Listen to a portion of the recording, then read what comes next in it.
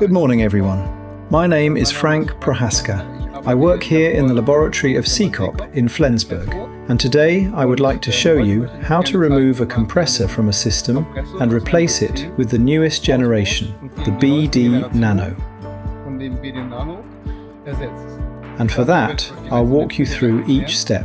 Alright, let's get started. This is the new compressor that we developed and that I will install now. Here we can see the connections. We have the suction connector up here. This is the discharge connector, and this is the process connector, through which the system will later be evacuated and charged. But more on that later. This is the associated controller that will be mounted here on the front once the compressor is installed for the electrical connection. Now I'll make a bit of space so that I can reach the tubes properly for brazing and for the evacuation. I need to access this tube. This is the process connector, and I will clear the way to it now.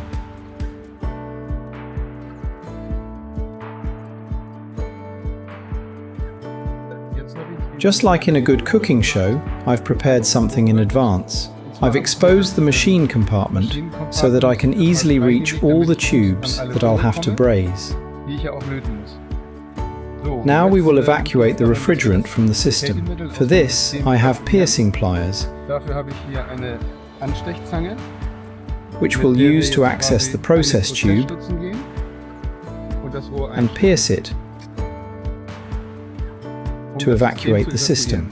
That is done now.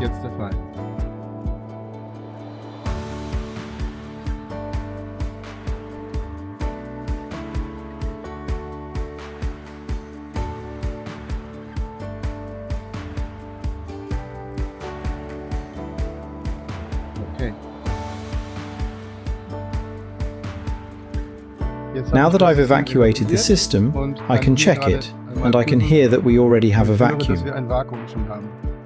Perfect. So, we've evacuated the system for a while now, and I'll remove the clamp so you can hear the vacuum inside the system as air is drawn in.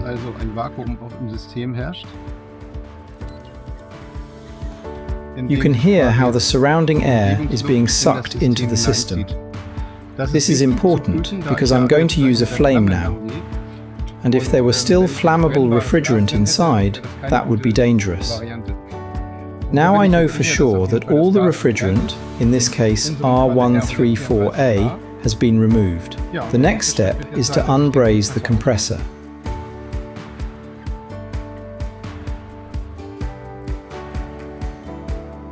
First, the remaining paint will burn off a bit. That's normal.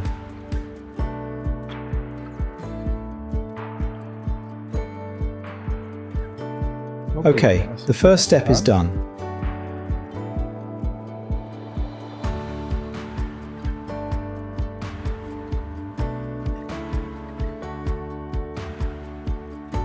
That was the compressor. It is now unbrazed.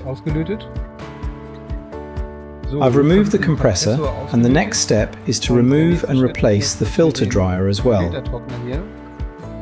Whenever a refrigeration circuit is opened, this component, the dryer, must be replaced. Here is the replacement that I will install afterwards. This is the new dryer.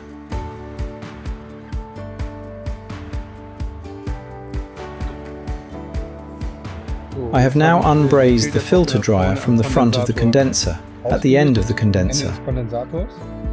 On the outlet side of the filter dryer is the capillary tube. I will cut it right behind the dryer.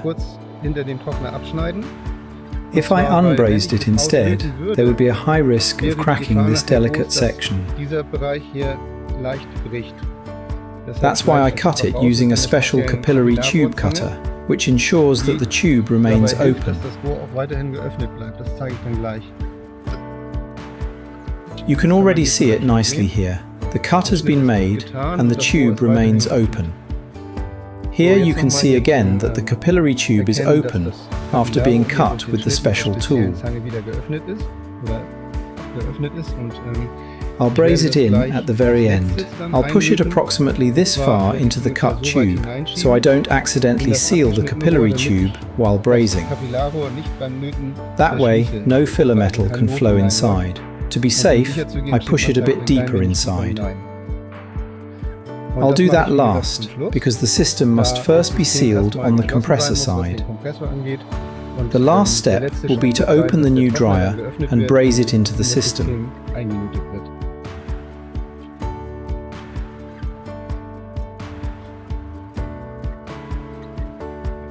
I've loosened the mounting and will remove the old compressor.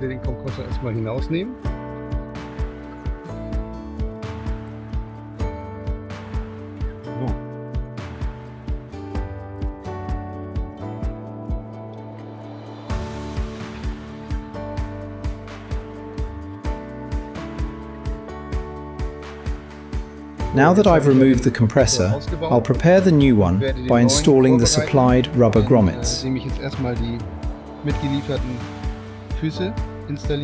That's very easy.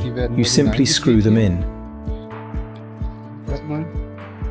And now the little guy stands very well. Now I need to place it in the machine compartment to see where to drill the new holes, because the old compressor had different mounting dimensions. That happens when replacing a unit. The holes need to be re-drilled. In new machine compartments, the holes will already be aligned with the compressor, so it will fit immediately. I've already prepared a few things. I mounted the new compressor onto the base plate and pre-bent the tubes so they are already close to their final positions for brazing. This is the suction line, this is the discharge line, and here the process tube will be fitted with a Schrader valve. Brazing the tubes into the compressor.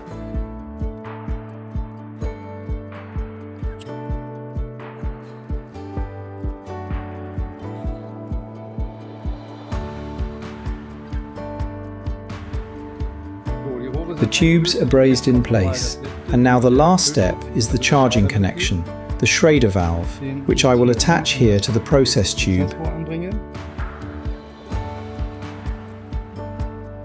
and braze in. Now I'm brazing the Schrader valve into the process tube so we can evacuate and charge the system.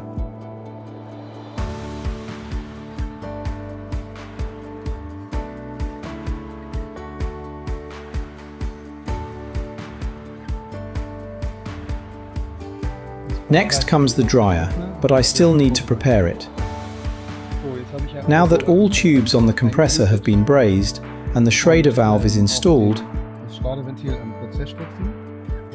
the final step is preparing the new dryer. I'll open it and then slightly adjust it so that it fits nicely into the lower area.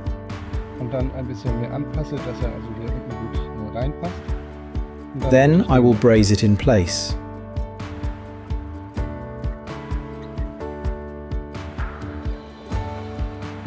When cutting tubes, it's important to remove the burrs afterwards. I hold it this way so no metal chips fall inside. This restores the full inner diameter.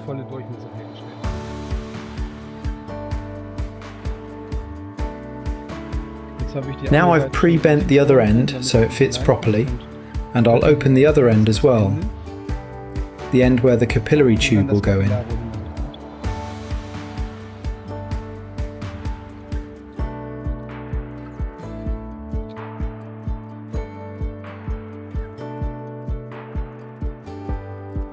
And again, remove the burr so that the capillary tube fits in properly.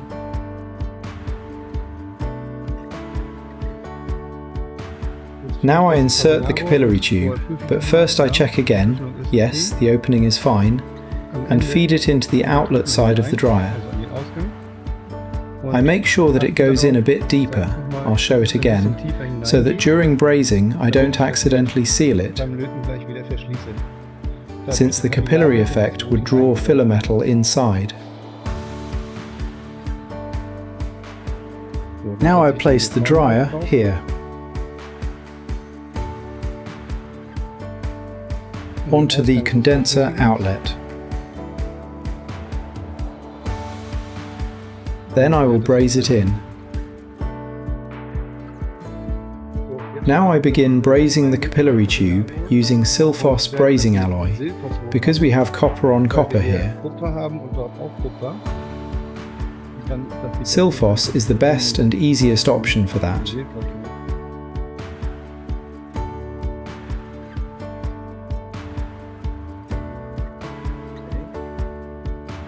The compressor is now installed, the refrigeration circuit is closed, and the dryer is brazed in as well.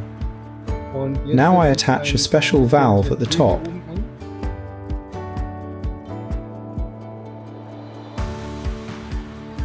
I use silver brazing alloy again because we have two different materials here, steel and copper.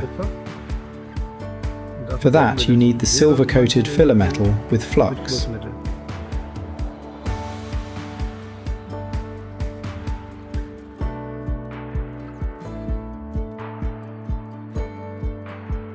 The compressor is now installed, the refrigeration circuit is closed again. The next step is to evacuate the system. For this we need the service valve that fits into the Schrader valve. Then we have another valve which we use to open the system for evacuation. It has a function at the bottom that opens and closes the Schrader valve. After charging, the closing cap is placed onto the valve and we're done. Now we start installing the service valve into the Schrader valve. There is a special tool required to tighten it properly.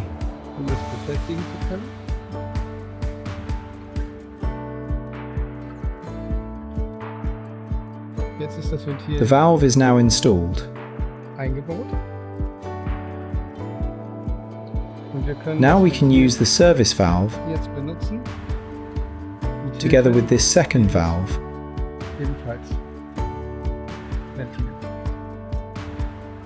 which I mount on top. The valve assembly is ready. Now I can attach the evacuation hose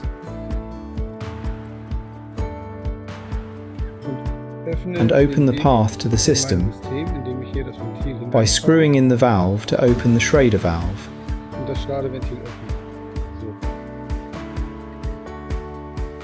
Now the vacuum pump starts pulling, and the larger the system, the longer the evacuation process will take.